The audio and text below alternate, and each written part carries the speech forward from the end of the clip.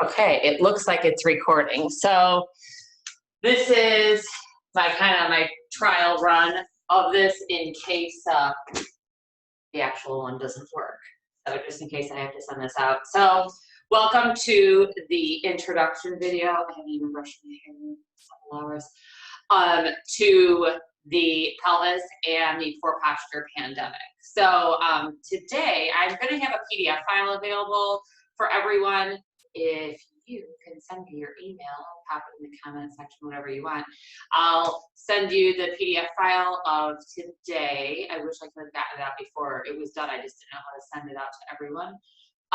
Then you can look at it and remember everything. And then I can send you this recording so that you can kind of follow along again with the PDF file that I gave you. So with that being said, let's give this a go. So the first thing you're going to notice on the PDF file of this webinar is a reference for a quiz by somebody named Katie Bowman. You can look her up. You can click right on the link that I put on the PDF file. It's called How Much Do I Sit? So you click on that, and it's kind of like a math equation where you enter different numbers and that, and you figure out how much do you actually sit in an average day. So, and then as you go down further and you calculate it, then it gives you tips to sitting less or sitting better. So that's a very interesting, kind of fun quiz and something to do right now, actually. If you're not working or overwhelmed with being a teacher too. So the first thing we're going to go over, and I might have to move my camera every once in a while, is we sit too much in chairs or on seats. Everything nowadays is sitting in an upright position and not really on the floor. So if you think about kids, even if you remember when your kids were recently in, or if they are in, kindergarten or preschool, there's more floor time because that's normal.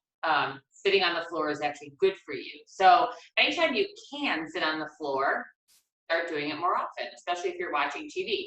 Don't sit on the couch, get down and sit on the floor for a while. And we'll go over all the reasons why this is good for you.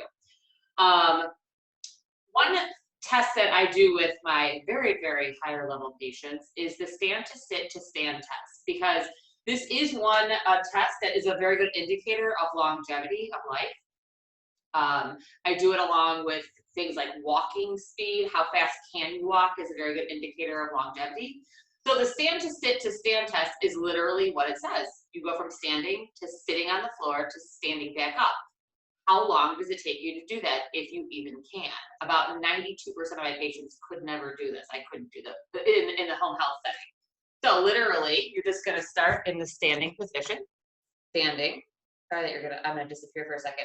And whatever you do, you can't use your arms. I forgot about that part. So whatever it takes you to do, but you have to get all the way down and stand all the way back up without using your hands. So that's a very good test. It's better if you have somebody else time for you, because it's kind of awkward. It's going to throw your balance off. So you can have like a start time and work on what's more efficient, how you're going to get up, which side you're stronger to. So stand to sit to stand test, time. Awesome test to do. And just try and get that down, because the more you get that down, it tells you that your core strength is better, just so you are aware of what that takes. It's mostly core strength. So you're probably like, well, that's nice, Kim, but I just can't sit on the ground. I'm just not that flexible. So everyone has a bath towel, a beach towel, whatever you want. But you can put this, there's my cat.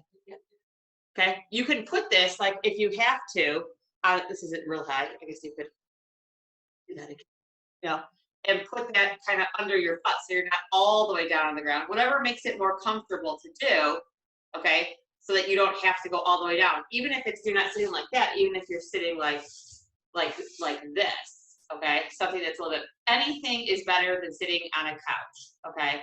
So you could get real fancy if you wanted. You can see this is still in the wrapper, the yoga block. I just use it in the wrapper still. So you can do a yoga block, place that, you can sit on that, okay? So anything is better than sitting on the couch, any other kind of sitting on the ground. So pillow's kind of squishy. So I'm going to suggest taking one of these cushions off the couch if you're not going to sit on the couch, because that's actually a pretty good substitute and it's a good height. Okay, using the bolster or a rolled towel. The other thing is, let's say you do start sitting more often on the ground. You want to change the direction that you get up. So if you're down on the ground, let's say you're sitting, I believe they call it crisscross nowadays. So you're sitting that way. Don't always, I'm left dominant, so my natural tendency would be to go to the left for obvious reasons. So this feels awkward, but I'll go to the right. I feel very weak going this way, but I should do it more often. So switch which way you get up, and you're going to be very aware. Now that I just said it to you, now you're going to be aware of it, because you're going to realize, oh, I always go to X side, whatever side it is. So you want to mix that up. The other thing is, you don't always have to sit like perfectly upright. You can sit over to one side, okay? But then if you do that, sit over to the other side. This is my bed. So you want to switch what side you're constantly going to, okay? So you want to switch. So maybe you say, well, every time I sit on my right hip, I'm going to get up to my left. So kind of alternate it or keep it the same. Kind of get yourself into a pattern. So so you're going to sit to different sides and you're going to get up to different sides. The other thing is, I just talked about crisscross applesauce. I'll stay right here for this one. So this position, very, very good for the hips. I will just say this. A lot of you probably know someone who's had a hip replacement, or maybe you've even had one yourself. I don't know who's watching. So this is a very good position. Everyone can do this position, unless you just have an anterior total hip, okay? So anyone who has a posterior hip or real hip, it doesn't matter. This is a good position, okay? As you know, with a total hip, it's the opposite direction. You can't go with your hip. This is good for that very few anterior hip. So this, very good. So sitting on the ground like this is absolutely fantastic. If you don't feel like, if you don't feel like you can put your knees all the way down, this is not comfortable, I don't care. Stick something underneath there, have it supported. Anything is better than neutral to internal. So there's that. Do you really have to? So I just want to go over that. How you sit combined with how much you sit has a cumulative effect. So you might think, well, I sit in a chair, but I sit perfectly all day long. Okay, that's fine, but you're still sitting in a chair. You're still tight in the hip flexors, you're still tight in the hamstrings, you're still tight in the top of the foot. There's still some things that are bad. So it's a combination of how much and how. Okay, so always kind of keep that in mind when you're thinking about your sitting. Try and make it at least better sitting if you're going to have to sit. I know everyone's thinking about sitting on the bleachers at basketball right now. So the other stretch I want to go over, which I kind of did earlier, but I want to go over it as like your stretch, like the stretch that the sitting position you should be doing, but it might be a stretch right now. So I'm using this just for modification purposes, in case you can't do it. Sitting like this, okay? Sitting with your feet pointed down, up, okay? This is kind of your go-to position if you can't. Now, let's say you can't. We're gonna fold it, we're gonna fold it.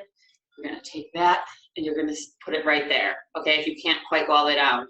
Even if you just wanna modify it, if you're sick of sitting on your heels, okay? So sticking something there, okay? So this is very good. A combination of this and crisscross applesauce is gonna be what you really, really should be doing a lot of sitting on the ground, okay? It's kind of to undo the side effects of just sitting in a regular old chair all the time. So there's your towel. And the one thing I wanted to make sure of is we went over this way of sitting.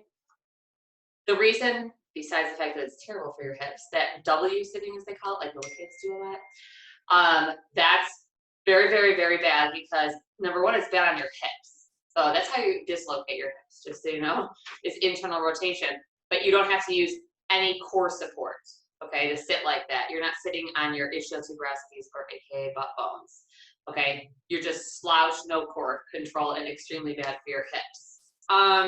So I'm not going to get into it with this video, but part of the series is going to be like standing and walking, and we're going to be going, like, I'll be going over stuff about how terrible heels are and how much better barefoot or barefoot like shoes are for you. So you'll notice on the PDF file that I wrote down, and I said this in one of my other videos, oh, with our affiliation with Vivo Barefoot, you're looking for a shoe that is completely flat, zero incline, decline, zero, a wide toe box so it's not squishing the front of your foot, and a flexible sole so you can just bend it. So I listed some brands. Our affiliation is with Vivo Barefoot. As a reminder, URHB10. I put it on the PDF file that gives you 10% off on the Vivo website. They are based in the UK, so you're not really gonna find them a lot around here, just online. And I listed 2 other brands. I'm sure a lot of you are familiar with Merrell. So Merrell would be another good barefoot brand. I'm glad the cat's so interested. So I just wanted to go over that with you guys right now. So I won't go over the rest of the walking and stuff with the barefoot shoes. So you're probably wondering, well, this was all about posture. Well, it is, and I'm going to show you. I'm going to use this piece of paper. We're going to turn this into a triangle somehow. This out. I'm going to fold this way.